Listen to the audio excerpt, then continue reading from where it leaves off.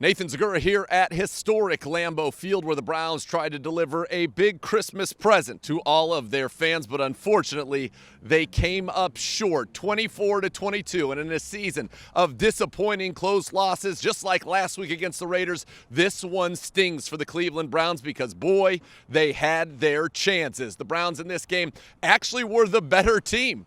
The Browns outgained the Packers by about 100 yards. They had over 400 yards of offense. They averaged 1 yard per play more than the Green Bay Packers. They had 9 more first downs than the Green Bay Packers. From an efficiency standpoint, they were the better football team. And the Browns defense, a defense that didn't have Jadeveon Clowney, it didn't have Tack McKinley or Malik McDowell, a defense that did not have Greg Newsome or Troy Hill or Ronnie Harrison or John Johnson, put forth a tremendous effort today against the Green Bay Packers. But again, it is a full team game. And the most important stat in all of football is the turnover battle. The Browns would lose that 4-0 today. The Packers now 30-0 under Matt LaFleur when they win the turnover battle. So you knew coming in that was going to be one of the keys. But what went right for the Browns? How did we get here to this situation? Boy, it was a dramatic one once again. The Browns would take the opening kickoff, 5 plays, 75 yards. The big play, a Baker Mayfield screen to Nick Chubb for 40 yards. Chubb on the day would finish with 184 total yards and a touchdown. That touchdown coming at the end of the first drive on a 1-yard run. So the Browns are up 7-0.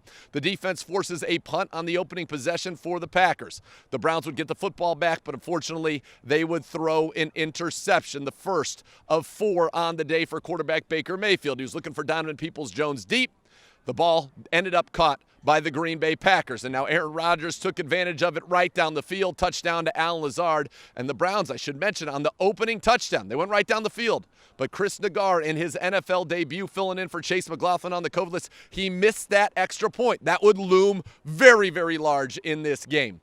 So the Browns have 6. The Packers score. They get the extra point. It's 7-6. On the Browns' next possession, they would throw another interception. This time they had driven down the field. Baker was looking for Jarvis Landry on a 3rd and 19. The ball was high, sailed over his head right to the Packers. They would go right down the field, and it would be Aaron Rodgers to Davante Adams. It would be 14-6 as we closed out the first quarter.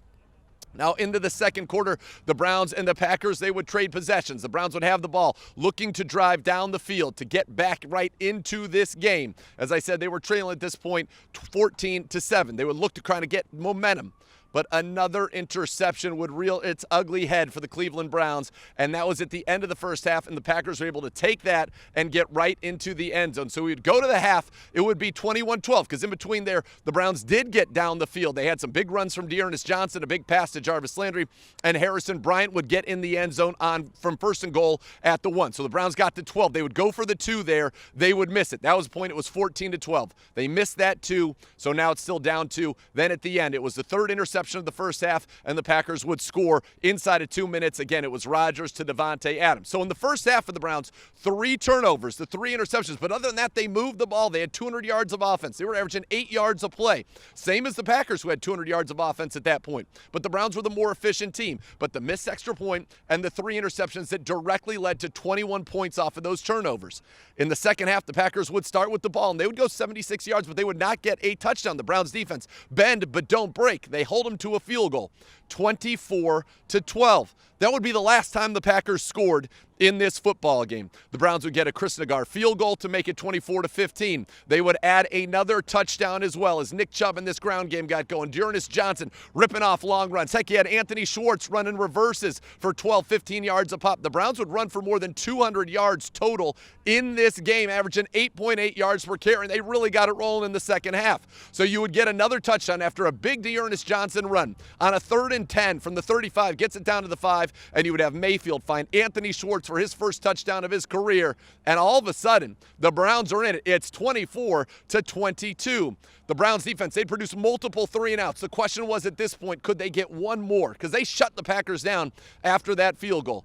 The answer was not a 3-and-out, but they got the ball back for the Browns. On a 3rd down, Rodgers looked for Davante Adams, who uncharacteristically dropped the ball. So the Browns would get the ball back, 2:05 to go, having to get into field goal range for a game winner. They started the drive with 3 Nick Chubb runs. They had all their timeouts now.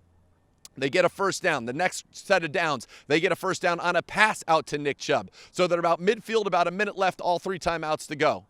the Browns would have an incompletion on pass number 1, an incompletion on number 2 to the Chief on a corner route where he may have been open and one they probably want back. And then on third down, they were looking for Donovan Peoples-Jones on a inside breaking route, kind of a dig about 10 yards down the field. Rasul Douglas held him. There's no question about it. This should have been a penalty, and the hold allowed him to kind of pull Donovan Peoples-Jones back and get his hands on the ball. The 4th interception of the game for the Browns, and that one sealed it. Look, the Browns were right there again. This defense, without so many key players, right there. This offense up and down the field, passes, runs, they had it all working. But the turnovers killed the Browns, and as did the missed extra point. And that's been really the story of this season. Turnovers at inopportune times, missed field goals, missed extra points, costing this team points, and it did so again. And now the Browns sit below 500 at 7-8, and they're going to need help. There still is a path to win the AFC North, but the Browns do not control their destiny as it stands right now. They're going to need help in the next couple of weeks, and they must beat the Steelers on Monday night and the Bengals.